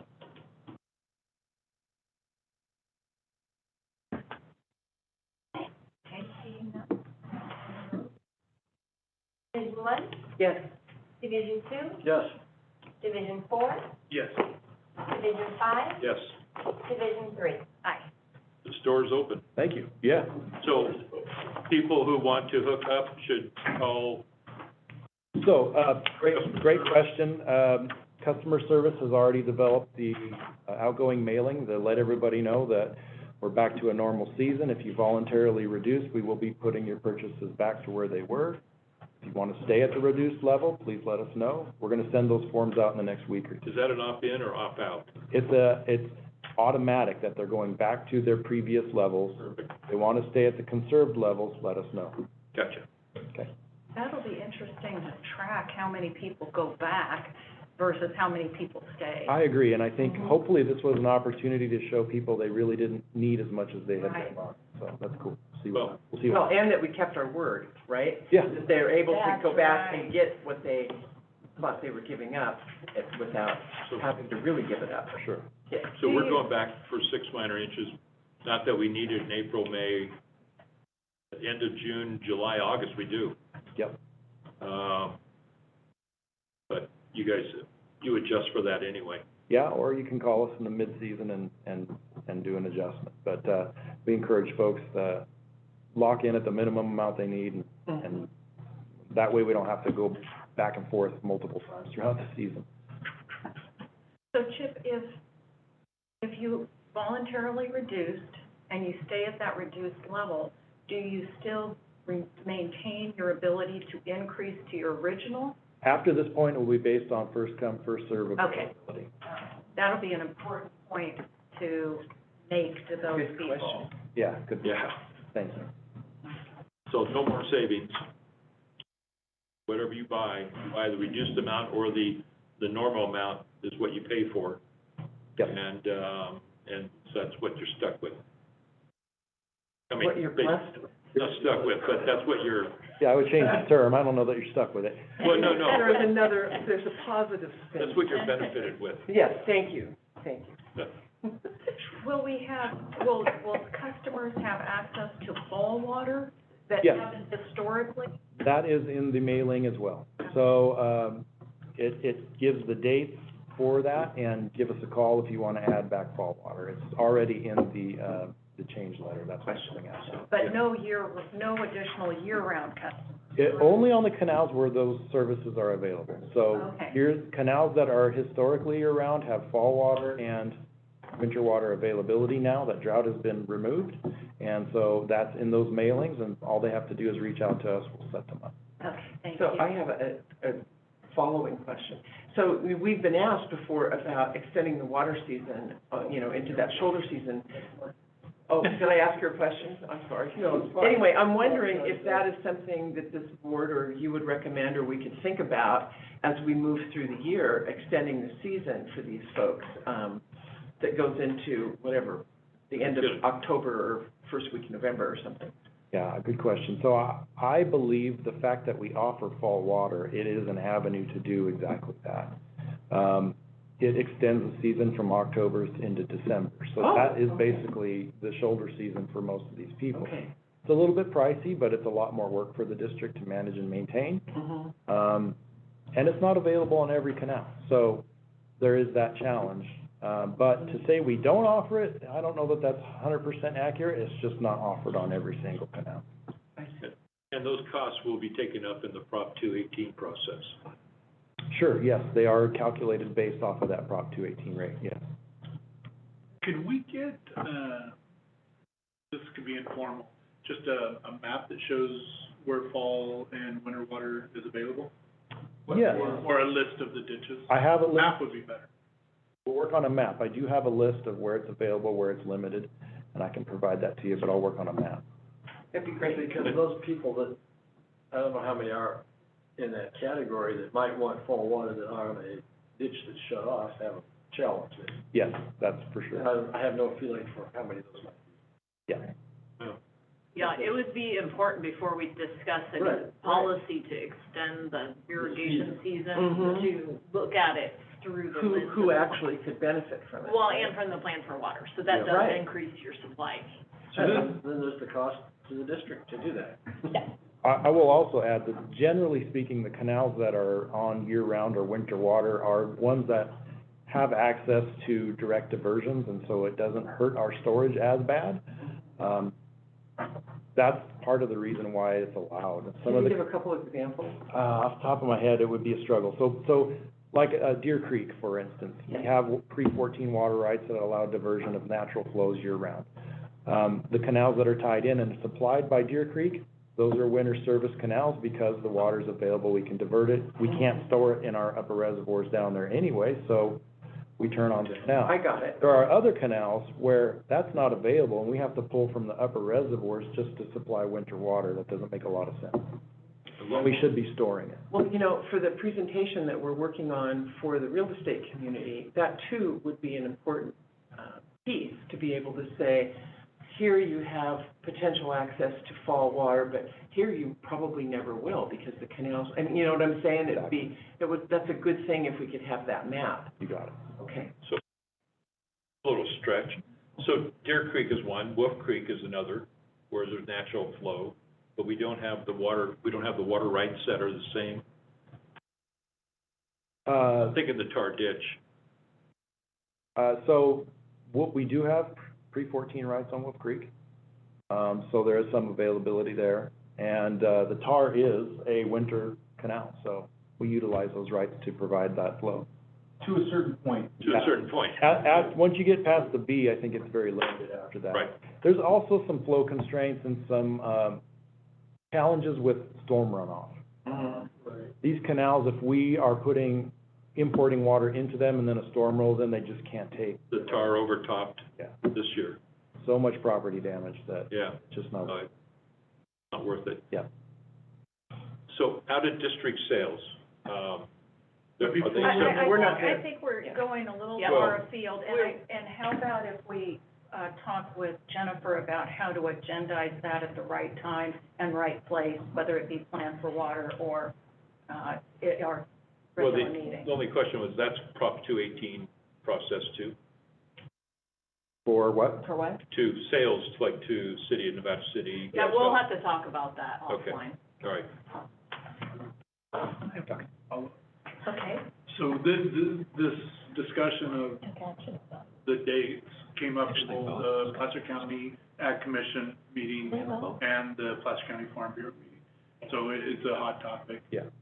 One of the things that was interesting is different people have different needs, so it becomes pretty complex. And I guess you guys have probably run Yeah, I this think before. we're again going down, a channel that we want to try to, move into a different forum for discussion. Okay, no It's problem. a very legitimate question and, important, so I think we just want to have a. One of the challenges is we already voted on the item. Right. So the item's closed We're done. out. Yeah. And everyone's making Dustin and I nervous over here.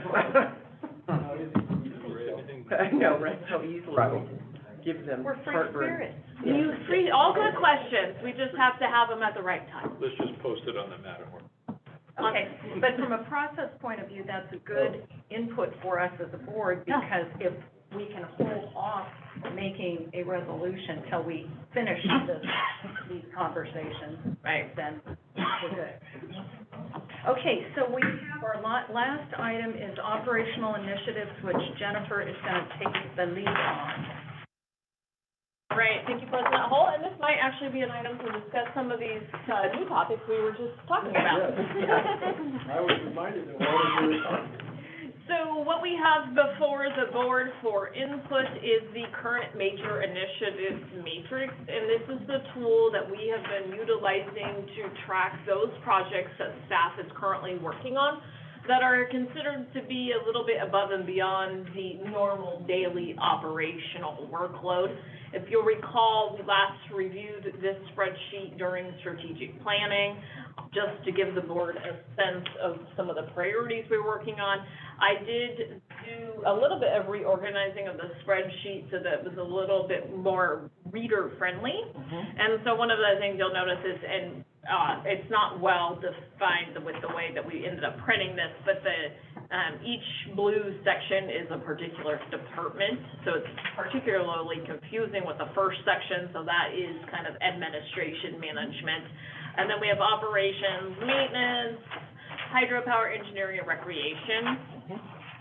The orange items are of high priority, so in a general sense, those are items we would like to complete this year.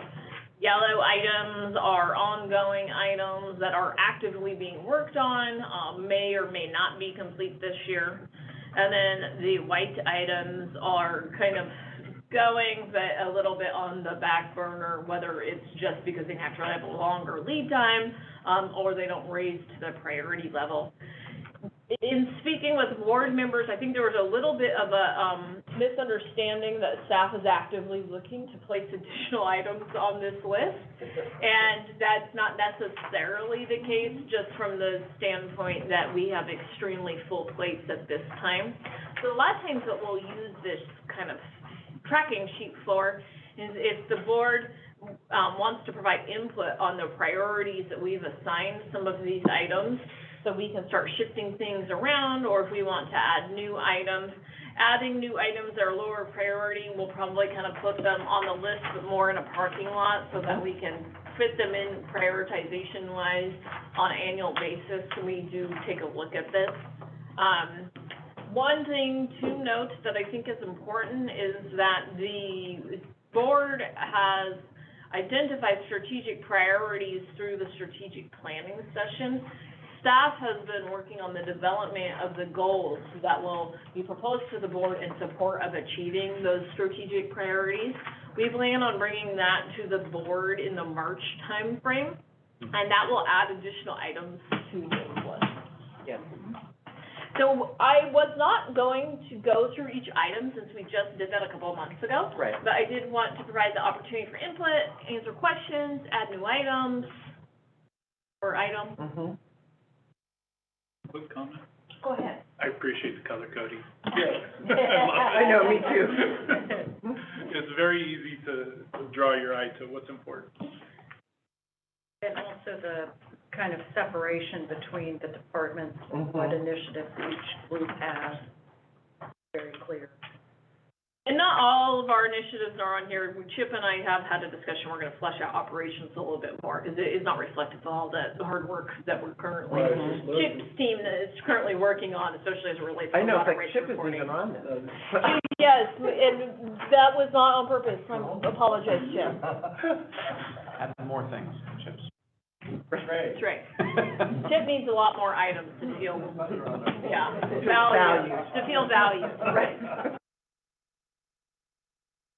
Well, I have an area that I would like to propose, adding. I'm not sure it, rises to the level of being on this list, but I would like to see the district have an outreach strategy that is developed collaboratively between the board and the management, where we define our respective roles, and that it reflects social media, our approach to op-eds, presentations.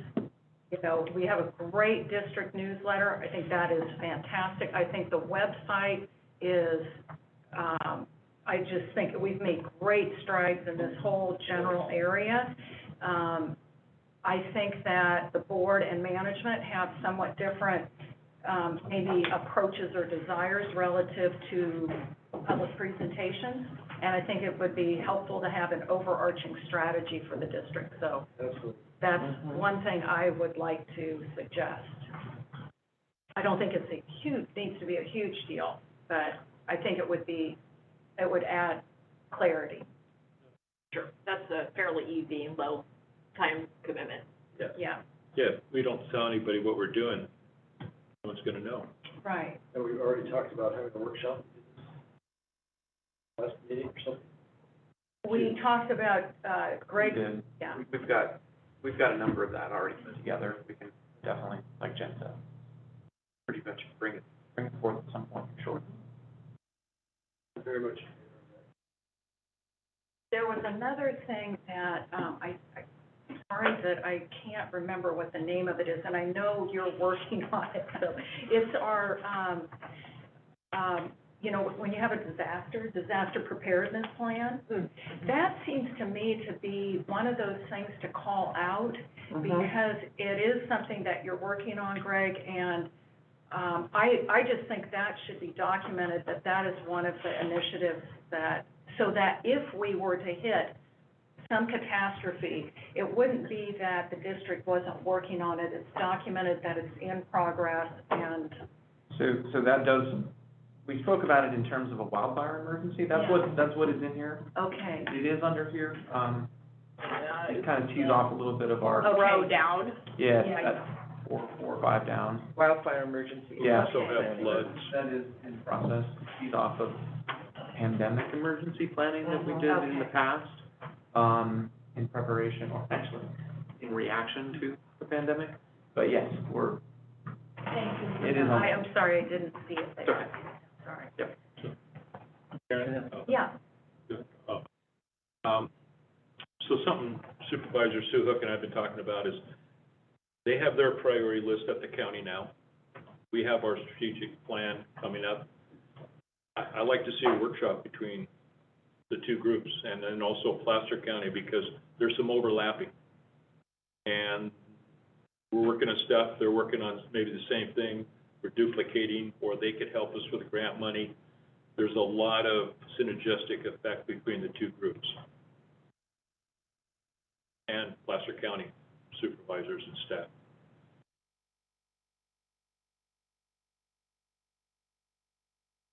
That's We did it at the Ag Advisory Commission. I wanted with the supervisors, and it came out great because they had a bigger understanding of ag. We knew how they could effectively help us, and we could help them. We got a lot, I think we got a lot out of it. Well, I will, to follow on that, Rich, what I'd like to say about that is, I agree that there needs to be better coordination between the county and NID. We're the two biggest, agencies providing services for the community here. And especially in light of like our disaster preparedness, right? Very few people understand about what we call the flume of doom, and thankfully it is not yet ours. But I don't think the county understands that either in terms of their disaster preparedness. And so I do see some areas where, like money, for instance, the grant money to maybe help us with that should we ever end up owning it. Anyway, Jennifer's looking like she's going to throw up. But sorry, Jennifer. Well, there's a lot of coordination that goes on that I don't think the board's aware of. Well, So we coordinate at the staff level on an extremely frequent basis, whether it be on emergency planning, grants, legislative platforms. Sure. And my experience having this dual workshop is not going to be a very productive use of time. That's probably true. Yeah. That's probably true. But, That's not my experience, but that's. I was present at a, community leader meeting about wildfire. And I just, as an example, threw out, the flume of doom and if it should fail for wildfire purposes or any other thing, how that would potentially impact the water supply for a short period of time. And everyone in the room went, oh my God, does anybody else know about this? And it was like there was this action or reaction.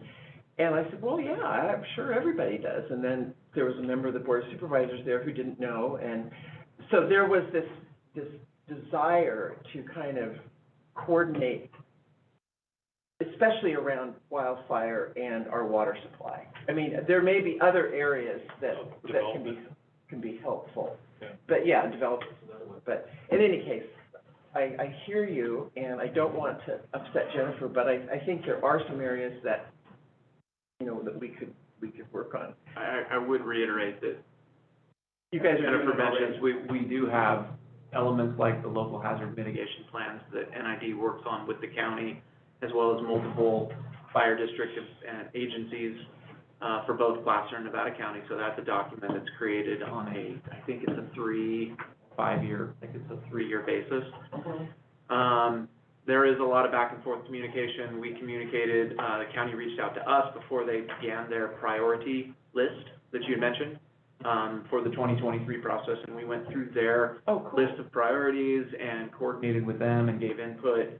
So from a staff's perspective, there was a lot of back and forth with that and helping them understand our interests in relationship to the county's list of priorities that staff was bringing to them, the supervisors.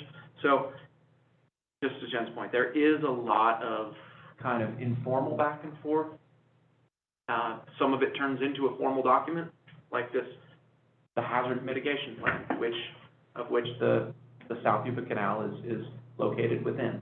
We talk about wildfire, we talk about avalanche, we talk about earthquakes, we talk about a number of different activities and natural events, but there's other programmatic opportunities, there's state-funded grants, there's federal grant programs that there's coordination on. So putting it all together in a meeting is tough, I think, but I can see that. identifying what the pieces of them are, and so informing you all what those could be and how we're working with those county agencies might be more beneficial.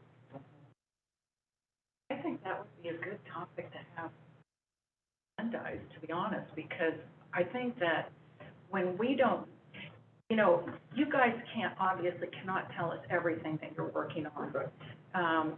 We'd have to be here every day. Right, and so, we understand that. At the same time, there's some things like this really important work and the outreach that you're already doing that I think is kind of somewhat of a flyover for us. You might mention it, but fully understand how it all fits together. And then you hear people comment, well, I never knew that. Mm-hmm. And it's like, well, how, anyway, communication is useful. And, I just think this whole area of disaster recovery and how it's integrated with our partners is a really important issue. Maybe we could talk about it, you guys are at a ready point to do that. So is this something you're wanting on this list? Sounds like it would just be a regular workshop, when it's at a point where that makes sense. Yeah. I did have a question on the business case analysis for hydro, and just wanted to understand more of what that is. How are we approaching that? What do you envision that looking like? What's the output? Long-term financial plan for the hydropower fund. So does that tell us then the financial viability of each plant? Yeah, so we're gonna have to talk a lot about this, because one of the challenges is with our power purchase agreement, the revenue capture isn't directly correlated to some megawatt formula. It's more arbitrary. So it is a little bit challenging to kind of piece it out in a logical manner, but we'll present it when we're done with the analysis. I raise it because, as a board, we have asked for a number of years for an understanding of how each plant performs financially, what the operating expenses are versus revenue. And so I just want to make sure that that is part of this analysis, because I would hate to see us do a lot of work and then not have that piece. It is, I was just warning you that it's not gonna be as straightforward as you might think it is, due to the nature of the agreement. That's okay, but I just want you to know what I'm hoping to see. And then I actually had one initiative, to use Director Beerwagon's term, that I would love to see somewhere, and maybe this isn't even the year to do it. I'm open to however that this would fit in a workflow. And it would be to do a pilot project of choosing a canal of your choice, you know, staff's choice, and putting whatever appropriate number of the meters on it, so we can tell and answer for ourselves is, you know, how much water is actually being used versus how much is being sold on a particular length of a canal or something. And if there was a way to structure a pilot project so that we're not spending a ton of money. What do you mean by meter? Are you talking Well, about at each service? Well, I don't know, Chip, somebody would have to, but don't we have? Doug, We talked this also in relation to, talk one time about, lining a canal to test the amount of seepage loss. right. So we are looking at doing some canal modernization efficiency, which is a completely different topic than metering actual services. So, there are answering two totally different questions. Are we getting back to the people who don't believe we know how much water we're using, or are you wanting to better understand water use for each individual customer, and then to what end? We should probably just have a topic on canals in general, as opposed to a pilot project of metering. Well, it's just something that isn't fully developed in my head, and maybe I'll continue to work on it and bring it forward in some other way, but that was the germ of the idea, was that some kind of pilot project to say, okay, along the Tardich, we have whatever, 25, 30 accounts, put out 25, 30 meters, and you go, okay, we're putting this much water in, and oh, interesting, actually more was needed or less was needed.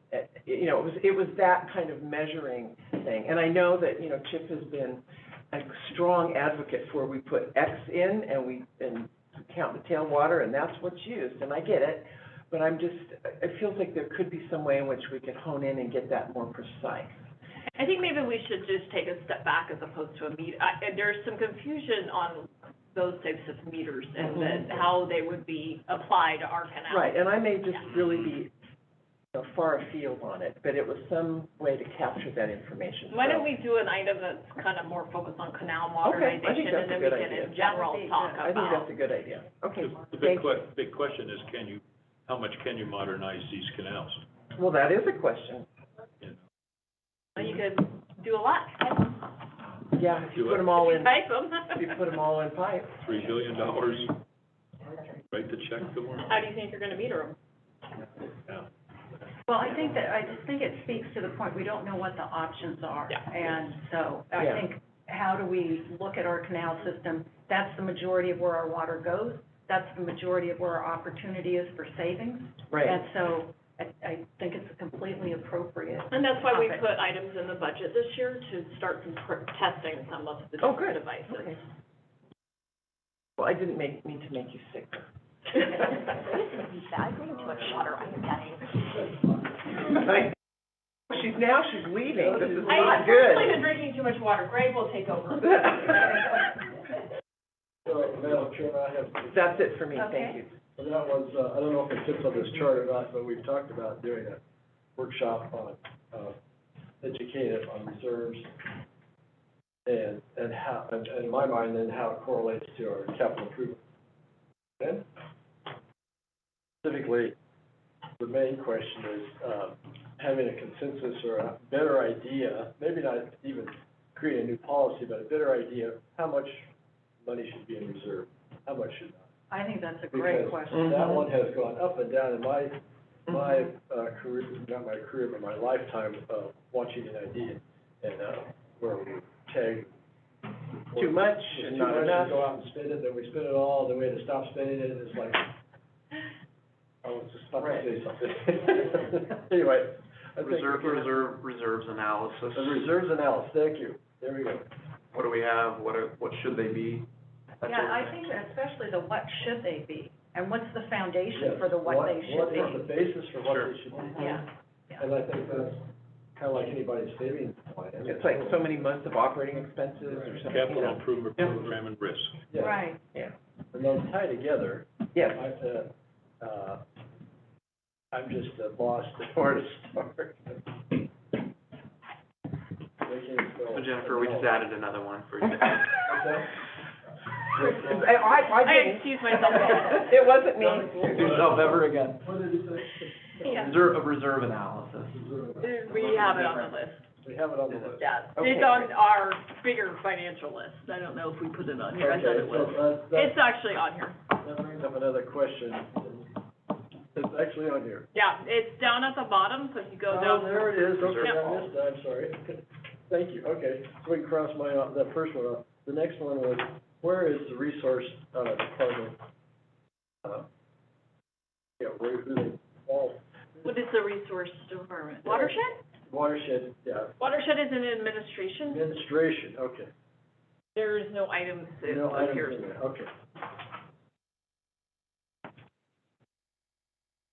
But they are. That doesn't in mean that they're not strategic There plan. are in the strategic, okay, there we go. Yeah, thank you. goal. So these are things that are above and beyond kind of our normal. Mhm. And that was, speaks to my point that we do have all of the strategic priorities and those associated goals, and that adds a lot to this list. Sure, absolutely. Yeah. We know you're working hard, and everyone is working hard. Yes, okay, that's all. But this, to me, is an important discussion because it gives us a chance to really talk about, Yes. from a board perspective, I mean, it's wonderful that you are exhibiting the leadership of the district, and we are grateful for that. Absolutely. It doesn't mean, though, that we don't have ideas that we want to be able to talk about. And so, that's the purpose of this discussion from my point of view. So I do have one other thing that I would be interested in hearing about, which is, I know that we're doing a lot of major planning, and this is really important, that we do this in a systematic way. So I fully support the tiering of the way that you have this designed, in that we complete the plan for water, then we do the major plans for hydro, water ops, and all our facilities. the thing that I feel a need for at a high level is an identification of major projects in the district, which are big ticket items. So we know we've got the Lake Wildwood Water Treatment Plant as an example of a facility that has immediate need that is gonna cost a lot of money. We have the South Yuba Canal as another example, another asset we're going to inherit and for purchase. That's gonna cost a lot of money if we do the whatever, mitigation to minimize our risk on that facility. And I know that our other water treatment plants are aged, our hydro facilities, we have Chicago Park Rewind. I feel like we have to put something out for the public that helps them to understand at a high level, without super precise numbers. Right. We're in the ballpark of talking whatever millions to address the South Yuba Canal, to talk about Lake Wildwood, the spillway. Because we're gonna be we do a rate study. We have to have some of these numbers for that rate study to justify, the reserve policy. Capital improvement. Yeah, reserve. so I just feel like, I don't think it has to even be on this list. I think it's a matter of you guys putting it together, and, I mean, maybe I'm wrong, but to me, this is a really important issue for us to be able to talk about with the public, and these are the questions that they want. They want to have a picture, so that's what I'm at. And I would support that, yes. So that's standard practice in doing the rate studies, and we already have hydropower, so we can just present it. Perfect. Yeah, I thought that was pretty much done. And so we have it for the water operations as well.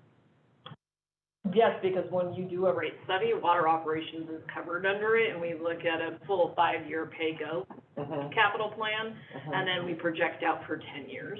Yep. Right. Perfect. That's how you set the rate. Yeah, that's what I thought, that you would have that in progress or had it done. but- Yeah, it'll be presented as part of the rates. The portion that's not part of the rates is hydropower, but Right. Ken has already laid out his 5-year capital, so that's easy just to present. Awesome. Anything else? Okay, good. Thank you. Thanks, everyone, for your very hard work. Public comment? You want to request public comment? Yes, any public comment?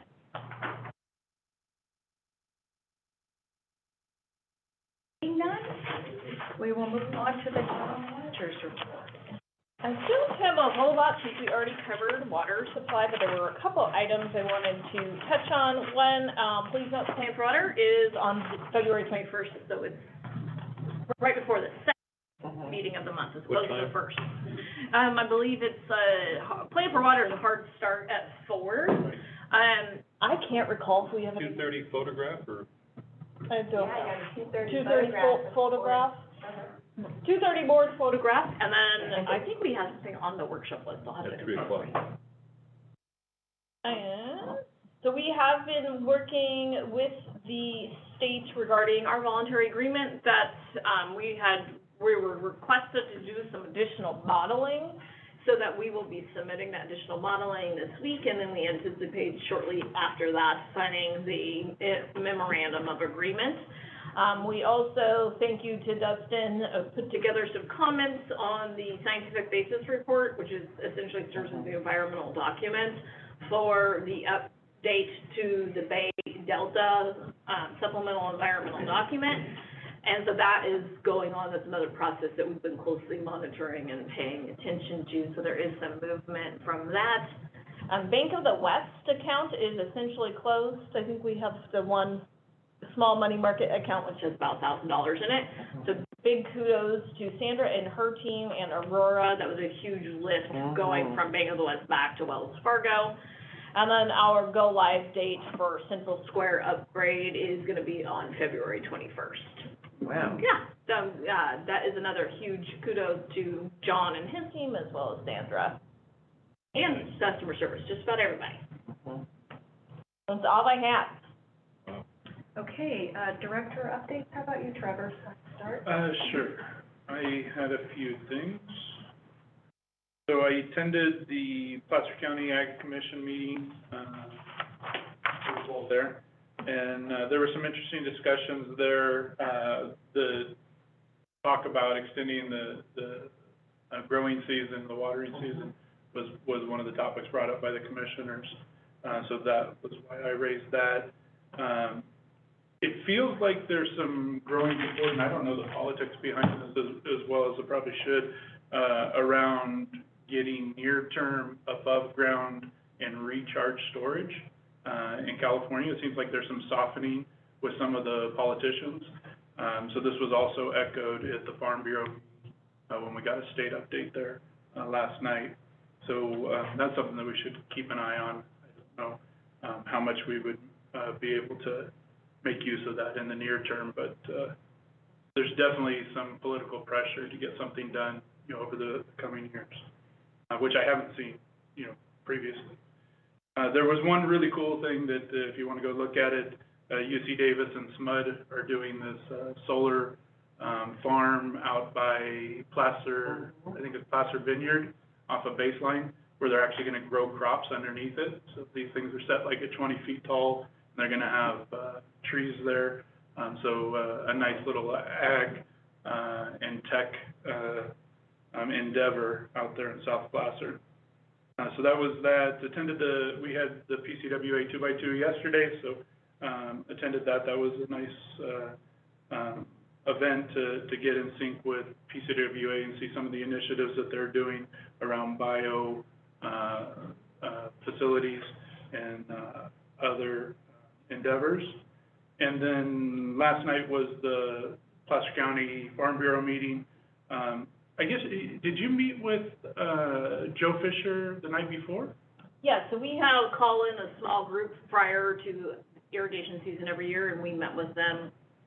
When was it? I already forgot about it. Monday. But he was very complimentary about transfer of knowledge and openness between that meeting and what I talked to them about last night. So I think that good relationship there.